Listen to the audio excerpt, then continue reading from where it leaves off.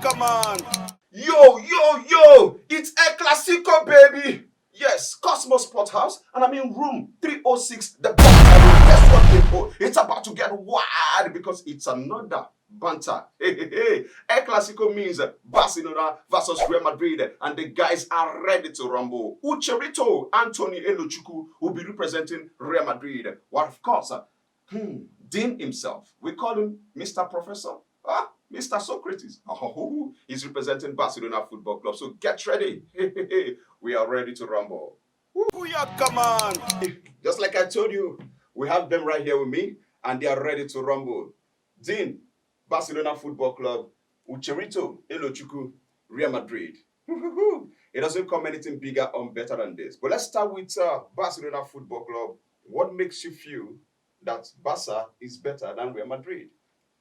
Yeah, Barcelona as a traditional club in Spain and in Europe, has a lot and better than Real Madrid. You talk about the legacy, you talk about the trophy haul, you talk about what Barcelona has achieved over the years in terms of players, in terms of coaches, and what Barcelona has given to football as a whole.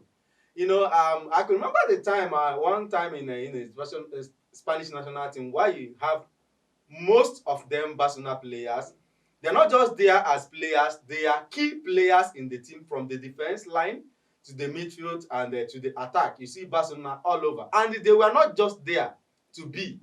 They played key roles and won trophies, for the Spanish national team. Talk about the 2010 World Cup. Go and check the squad. You see the Barcelona players there and their contributions. You see the likes of Andres Iniesta, you see Xavi, you see Carles Puyol, you see Piqué and all those guys there. They played key roles to make sure, Spain, clinches that World Cup in 2010. Also at the club level, talk about the El Clasico, where Barcelona knocked Real Madrid, and then you also talk about the players that have played for Barcelona. Most of them were homegrown from the La Masia. Messi, Iniesta, Xavi, who made Barcelona tick then, knocking Real Madrid left, right, and center, came from the La Masia. But you can't say same about Real Madrid. I remember that 5-0. Yes, that 5-0, most of those guys were Barcelona homegrown players. But Madrid will go, they buy players, they play, and all that. You won't be surprised that the highest goal scorer for Barcelona, Lionel Messi, that had about 672 goals, is a homegrown talent from La Masia. But you can't say same of Real Madrid top scorer, Cristiano Ronaldo, who has about 400 and something goals.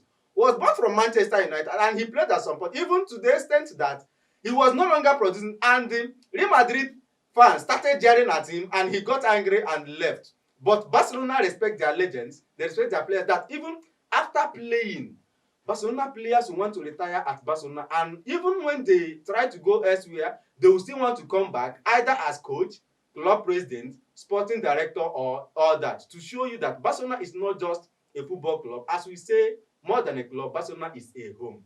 You can't say same of Real Madrid.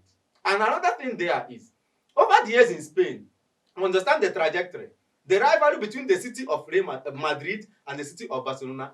Barcelona appear to be the underdogs when you talk about politics in Spain. They be like it is not easy for a mini country to survive in such a city and achieve what they have achieved in football. Recently, when the case of Negreira came up, you see it appeared more or less like a case where the judge, has interest in the case. The Tebas, who is the La Liga president, is an acclaimed and known Real Madrid fan.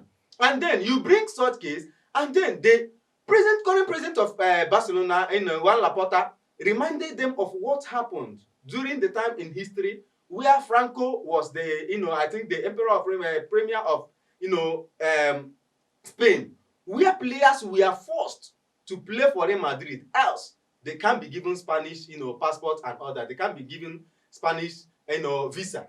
Things like that. That is what Barcelona went through in history. In that kind of stifled environment, they still survive and continue to thrive till today. So Barcelona, give it up for the club. They remain what they are, despite what they have received from Spain and then Madrid. So Barcelona be like Osu for Imo State? Yes. Barcelona be like Osu. Barcelona be like Biafra. They suffer. But still, they survive. If you go anywhere, you see, I don't want to delve much into that, but if you go anywhere, you see Igbos surviving despite the marginalization and everything. Like my grandpa would always say you no like me, no mean say Baba God no go bless me. That's the summary of what he's saying, right? Now let's face Real Madrid. Talk to us, Ucherito. What makes Madrid better than Barcelona Football Club? You have homegrown players. We have trophies in our home. So Madrid, of course, as we all know, named Royal Madrid at inception, 1902, the greatest club in the world. That is a fact. I think the only debate is by how far is Real Madrid ahead of the other clubs, like the ones. So when you talk about Real Madrid as a club, the history of the club very rich. It's always easy to jump on the bandwagon and say we have 14 Champions League titles. That doesn't even go half to tell you about the greatness of Real Madrid. From the clothes they put on, it is white for a reason.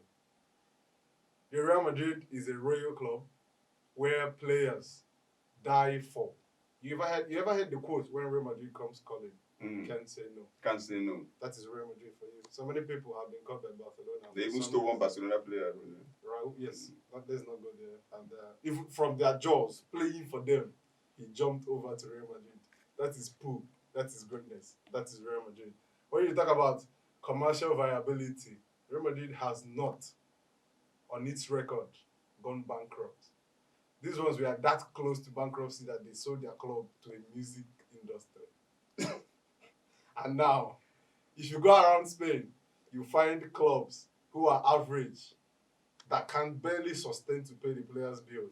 Those are the only clubs in Spain that have company names attached to their stadiums or to whatever they own. People like Athletic Bilbao, in traditional club, never been relegated.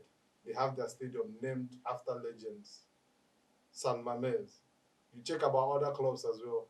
Before Atletico Madrid recently moved to their new stadium, it was Vicente Calderon. He was their legend. But you see people like this, because they don't have what it takes to run a viable club, they rather pay referees than have money to run their clubs. And that is what put them in the situation they are. So, talking about Real Madrid again as a club, well, it is not by chance that you win the first 5 versions of the European Cup. It is not by chance you do a three-peat of the Champions League. Winning the last 5 of the 9 Champions League seasons, it is not by fluke. You have to be Real Madrid to do it. And that's why people like Pep Guardiola, who is their legend, admittedly said that you have to beat people like Real Madrid. Not people, because there's only one Real Madrid. You have to beat Real Madrid before you crown yourself as the European champions. That says a lot when you come for the king. And who is the king in this case? Real Madrid. I don't need to say a lot.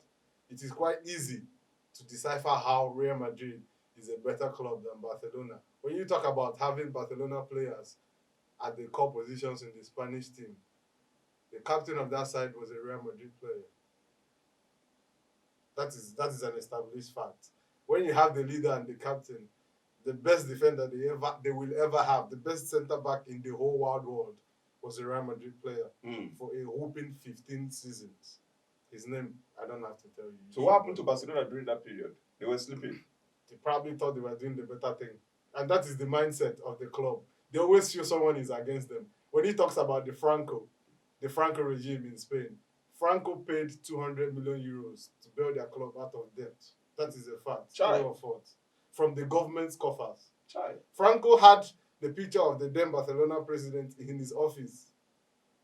But he still insists that Franco regime had people like Real Madrid at the helm.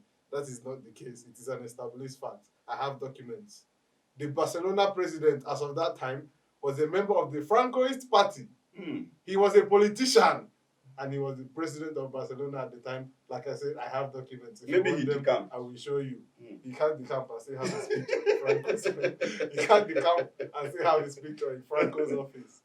When you talk about people signing players, they claim they have the best academy in the world. If you know how many Real Madrid academy graduates applying their trades all over the world, in the best teams in the world, you'll understand what I say when you go to Valdebebas. Real Madrid's second team stadium, the Alfredo Di Stefano Stadium, is big enough to host a Champions League match. Yeah, they did Because that's that where we played 2 seasons ago. Yeah. That is to show you how seriously we take development of players at Real Madrid. And because Real Madrid, you only have to be the creme de la creme to play for Real Madrid. That is the only reason why the academic graduates barely make it. And the ones that make it, top. Wow.